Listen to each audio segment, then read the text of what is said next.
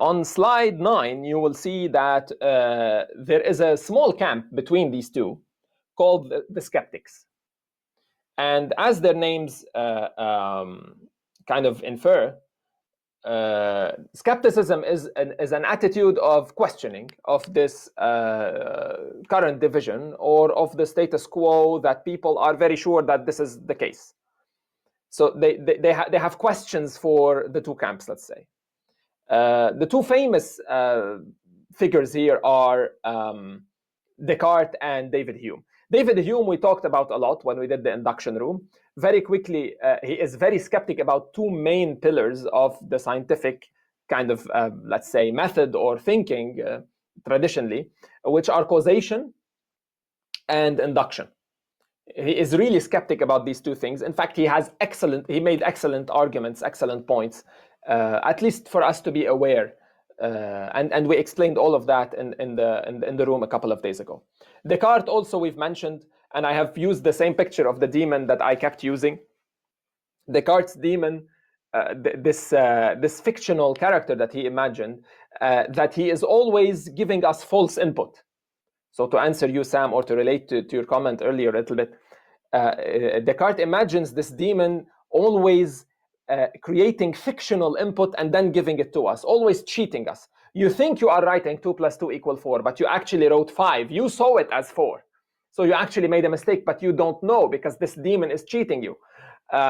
You think that you saw a square, but you're actually seeing a circle, but the demon is cheating you. You think that you say, oh, all squares have 4 sides, etc., but the demon is cheating you. Again, you have the wrong idea, etc.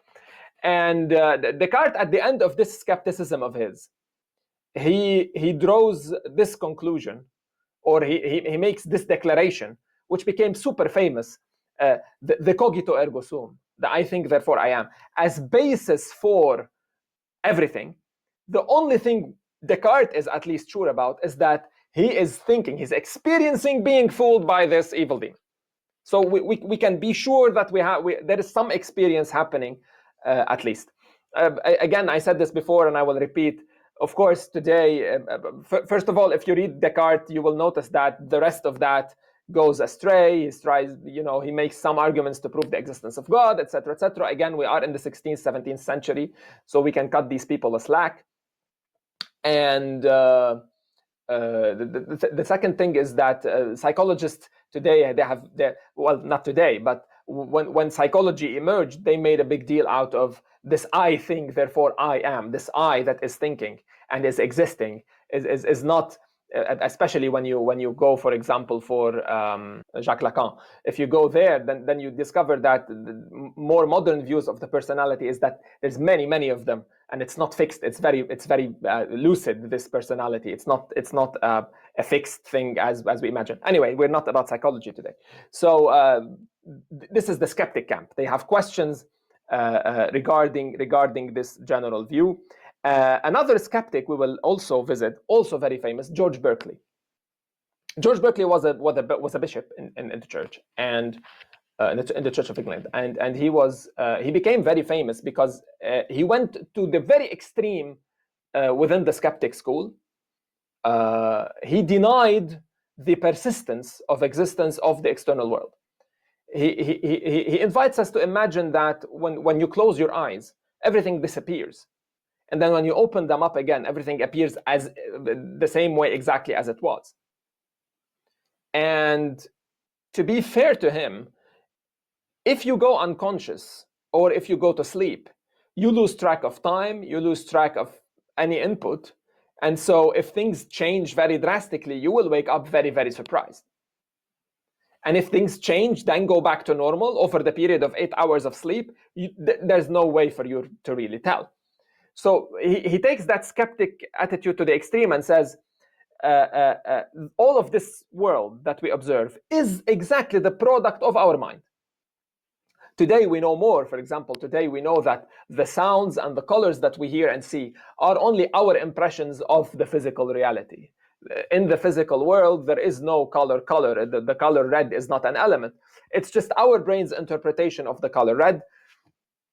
And you can make sure of this very easily because there are some people who are colorblind among us. They cannot see colors.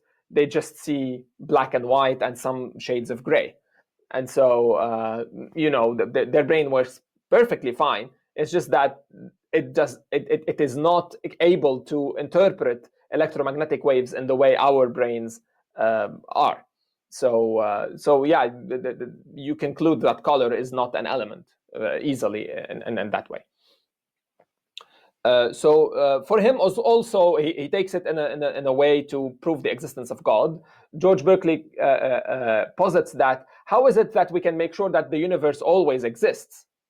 Because remember, we started with this assumption: you need the universe to be fixed under your hands. If the universe keeps changing as you do your work, you cannot know anything. You will discover something today, tomorrow it will change completely. It's not a random universe that we live in.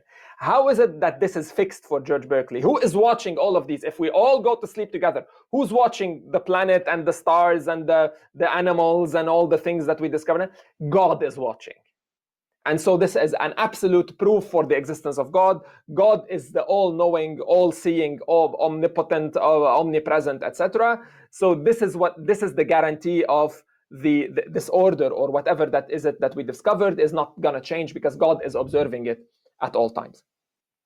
Of course, we're not going to be discussing God. I'm just mentioning it for the sake of the historical context and the story. So this is the skeptic school. Sam, is it closer to the question you were kind of asking? Yes, it is. I mean, although it raises a whole lot more questions, but I will leave that for the discussion after. Yeah. There's no way you can talk about cogito without getting into a heated discussion. So as soon as you put that statement up, then you know that you're going to get a heated discussion. So, yeah. Justice. Yeah, but I like it. I like it with the story better, though.